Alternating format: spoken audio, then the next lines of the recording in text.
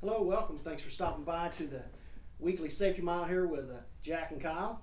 I'm Kyle. I'm Jack. Thanks for stopping in. We're going to talk about a few things today. Kyle's going to throw out some trailer violation stuff we're working with and issues we're seeing there. I'm going to talk a little bit about being prepared for winter and, make sure we're ready to roll out there so we don't get in any binds.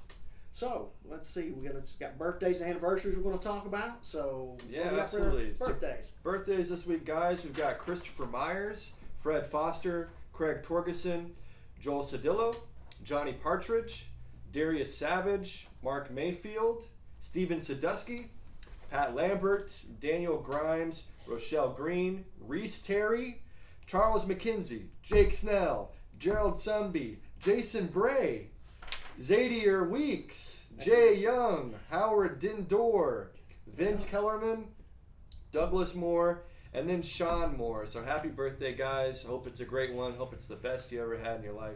I'm telling you, there's a handful of guys there you wouldn't want to go through an airport with. I'm just saying. Oh, man. And a couple of them I know for sure. All right. No, we got some great guys. We love all of them. Happy birthday. All right, anniversaries. Here we go. 1 year anniversaries. That's going to be Michael Gordon. 2 year anniversary. That's going to be Joe Cedillo. And 7 year anniversary is going to be Nigel Marston. And then a big 23-year anniversary, that's going to be to Mr. Daryl Binky. 23 years. I'm telling you, he's been here and had more trucks. And I tell you, when he first got to JCT, Moby Dick was just a minnow. I'm telling you, he's been here a long time. Okay, so tell me about those trailer violations. Yeah, so guys, we've kind of been seeing an uptick in trailer violations, and we got a couple thoughts on why that might be happening. Just a couple things for you, just as far as getting a trailer violation.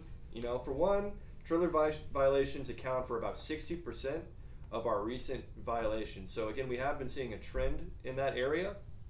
In the event that you are ticketed for a violation regarding your trailer, whether they find a defect or anything on that, things you should do immediately. One, call Breakdown.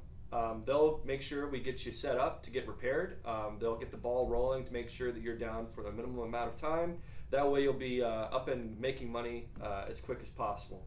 Other things we would suggest, again, immediately, is to take pictures of the violation paperwork that they give to you. Send those in also to Breakdown, as well as to Sam and HR and compliance, as well as to take pictures of the specific defect item. And that means several angles. We want to make sure you're out there looking like you're taking pictures for National Geographic. Make sure you're being thorough with those pictures. One reason would be that we can fight that violation. If there are no actual defects found on the item that is inspected and given a violation for, we can in fact fight it if we have proof of you taking pictures of that thing right away. Again, it's got to be right away. It can't seem as though we've already repaired it and now we're taking pictures of it. You want to take that picture immediately. Okay, so all of these things, all violations, I believe on trailer and trucks can be avoided by completing thorough pre-trips. Of course, there are certain things that are going to be incorrect. Again, that's why we want to make sure we do our due diligence to check take pictures of, again, the items that we got violations for. However, what good does a pre-trip do if the information on the inspection isn't true? That rhymed. I didn't even mean for that to rhyme. Talent. You know what I mean? It's like if you're going to lie on your inspection information and not actually say that there are things defective on your truck and trailer whenever you inspect it, then what good does it do? You're like passing the buck on a violation that could go on to the next driver. It's something that I think we're getting a lot of. That's why I think we have 60% of recent violations on trailers. It's because it's a trailer. It's not my responsibility. I'm not driving it around every day. I can just drop it off. Somebody else can pick up that trailer and also pick up that violation. How about we just look out for each other? Let's keep this in mind. Whenever you get a violation, that doesn't just affect you. It affects everybody in the company. It affects us here at JCT. Exactly. It also affects your fellow drivers. Whenever they're out there driving, let's say this is something I'm sure you guys are all annoyed with. Whenever you drive by a scale house and they pull you in, the device in your truck, DriveWise, sends you a message on whether you should or should not pull in based on our score, our CSA scores as a company, our safety scores. And that's related to violations that we receive. The less violations that we receive, the less times we get pulled into those scale houses. So again, just remember, make sure you're doing thorough pre-trips and that you're actually being truthful on them. Make sure that you're putting the correct information in there. If you get a violation, call breakdown, take pictures of that inspection paperwork and of what the the violation specifically is. A lot of words there, but just remember, keep safe out there, and on to my main man, Jack. All right. Okay, this week I'm going to talk a little bit about being prepared for winter. It's pretty simple, guys. If you've not done this yet, you're probably a little behind the 8 ball. With a few things we want to make sure. You have the necessary supplies in your truck as far as food, water, proper clothing, apparel for winter weather.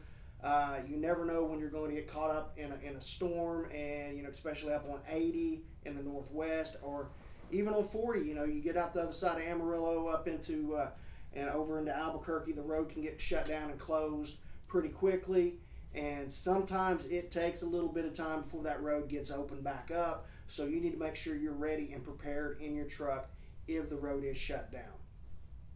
Also, maybe, like I said, besides having extra food, water, and maybe even a little kitty litter, because in case you get stuck in a parking lot or something like that, you can throw down under the tire, maybe get you moving out of the parking lot if you don't necessarily need to put your chains or cables on. Speaking of chains and cables, make sure you have the proper amount on the truck and ready. I'm not saying you have to use them, but DOT says they have to be on the truck. Now, I hear a lot of guys say, if I've got to throw chains and cables, I'm parking, I'm not driving. Whatever you work out with you and your DM, stay within your ability. Don't drive outside your ability, but also make sure you make educated decisions on whether to shut down or travel on. Make sure you know what the weather plan's going to do, and be aware. I don't want to shut down early and then get stuck in a storm and be stuck there for several days. If maybe I could throw my chains and cables and drive for 20-30 minutes down the road, get back on dry pavement, take my chains and cables back off, and get back out in front of the storm. We need to make those kind of educated decisions.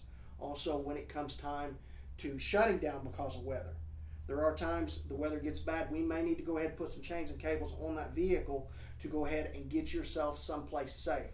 We don't need to stop at a rest area somewhere out in the middle of nowhere. You need to get someplace safe in case you do wind up having an issue with the truck. You're somewhere that you maybe can get into a safe spot that's got heat or food or whatever. I know a lot of times when they shut 80 down in different spots, once the truck stops are full, they'll start diverting the trucks off and start parking them, at different little towns and cities along the way there into their fairground area. And then you've got first responders and stuff will come out and they'll be checking on drivers. So if necessary, get someplace like that. Don't stop at some rest area where nobody's going to be. So make sure you're safe and ready, and always spend a little extra time on your trip planning so you don't get caught up with these situations. Make sure you have the necessary provisions in the truck. Always communicate well with your DM, especially dealing with weather-related items. In these areas, communicate very well so they know what's up and that they hear from you. Because the DMs definitely want to hear from the drivers in these areas to make sure they're okay, they're safe, and everything's going as normal. Or if there is a problem, communicate it early enough so we can strategize a plan of what to do. Also, it is a very good idea that once you get out of this bad weather or whatever, once you get someplace where it's warmed up a little bit, get your truck cleaned up. It is very difficult to properly pre-trip and inspect a piece of equipment that is dirty. You're not going to see cracks in the drums or the brakes, or maybe even in the frame or other necessary items. Cold weather is not kind to a lot of equipment. So whenever you can, stop, get your truck trailer cleaned back up, because it is much easier to inspect a clean piece of equipment. So keep that in mind too. And I don't like driving a dirty piece of equipment anyway. I like it to be clean as much as possible. Although with the weather, we can't do a lot about it. I know a lot of the states, they use stuff called potash they put down on the road instead of salt and sand.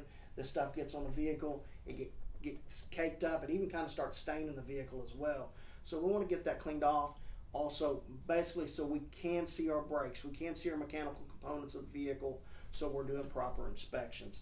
and be safe. Stay within your ability of what you can and can't do as far as driving on these winter roads and so on. That's kind of all I got for you guys. Take care. Be safe. Anything you want to throw in? Yeah, guys, just like you said, be safe out there. Hope that Thanksgiving went well. I hope you and your family are doing well out there. And yeah, we'll talk to you next week. Thanks again, everybody. Till next week.